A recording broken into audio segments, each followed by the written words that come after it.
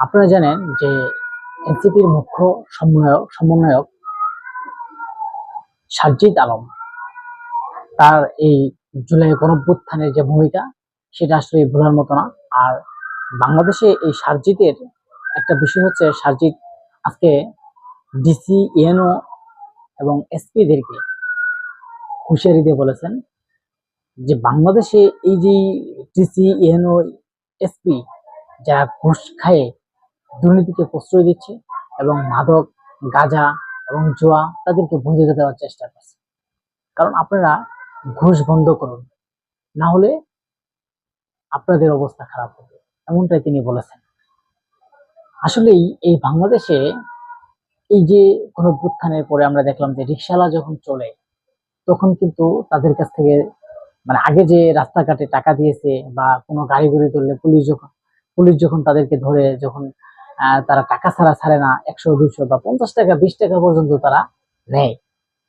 কিন্তু এরপরে এই যে গণঅভ্যুত্থানের পরে অনেকদিন দেখছি যে টাকা নেয় না, কিন্তু এখন আবার রাস্তাঘাটে দেখলে দেখা যায় যে বাস এমনি চেক করার পরে দেখলো যে তাদের এই সমস্যা ওই সমস্যা, এরকম ভাবে তাদেরকে হয়রানি করিয়ে টাকা নেয়। এবং রিক্সা চালক যখন চলাফেরা করে, হয়তো একটু ভুলের কারণে তাদেরকে ব্যাটারি খুলে এবং তাদের কাছ থেকে 2000 বা 3000 টাকা দাবি আদায় করা হয়, না হলে তাহলে দিবে না। তবে এই যে এসপির ওখানে গেলে যদি মামলা দিতে হয় বা পুলিশের সেখানে গেলে যদি মামলা দিতে হয়, সে মামলা কার্যকর হয় না টাকা না দিলে সেটা ওরা গুরুত্ব সহকারে একটা কাজ করে না বা দেখে না। আর ইউনো, ডিসি তারাও কিন্তু প্রশাসন মাঠে বিভিন্ন জায়গায় তারা গোপনে টাকা নিয়ে বিভিন্ন কিছু নিয়োগ দিচ্ছে, এমনটাই ভাবে কিন্তু সার্জিদ হাসান কিন্তু কথাটা বলেছেন, যে সার্জিদ আলমেও এমন ভাবে কথাটা বলেছেন যে বাংলাদেশে যদি আপনারা দুর্নীতি বা এই যে এরকম যারা গাঁজাখোর, মদখোর তাদেরকে বৈধ দেওয়া, জুয়া খেলে তাদেরকে টাকা দিয়ে ছেড়ে দেওয়া হয়, তাহলে আপনাদের অবস্থা খুব খারাপ হবে। আসলেই এটা কি বাংলাদেশে সম্ভব কিনা?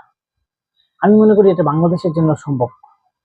আপনারা যেটা বলছেন যে দেশটা এত সুন্দরভাবে পরিচালনা করবেন, কিন্তু বাংলাদেশ তো সেটা হবে না।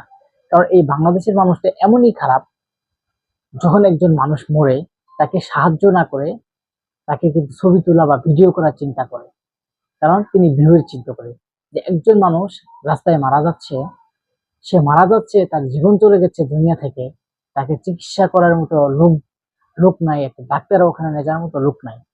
কিন্তু বেশিরভাগ মানুষের হুঁশ আছে যে তাকে যদি এখন আমি ভিডিও করা হয়, সেই ভিডিওটা যদি আমার পেজে ছেড়ে দেওয়া হয়, 1 মিলিয়ন বা 2 মিলিয়ন ভিউ হবে, এতে আমি 2000 বা 3000 বা 1000 টাকা আমি ইনকাম করব।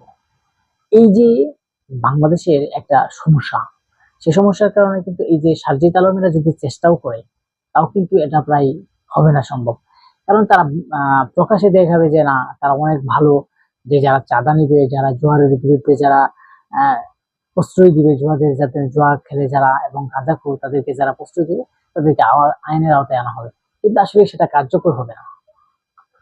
এখন এই যে ইউনো এসপির যে প্রতিটা জায়গায় প্রতিটা সেক্টরের সম্বন্ধে যে হুঁশিয়ারি দিয়েছেন এবং সার্জিদ আলম হুঁশিয়ারি দিয়েছেন, কিন্তু আসলে এটা কতটুকু কার্যকর হবে এবং আসলে কিন্তু আগামীতে তারা ঘুষ খাবে কিনা এবং ভালোভাবে চলবে কিনা, সে সমস্ত ভিডিও নিয়ে আমি আসলে পরবর্তীতে আপনাদেরকে জানাবো।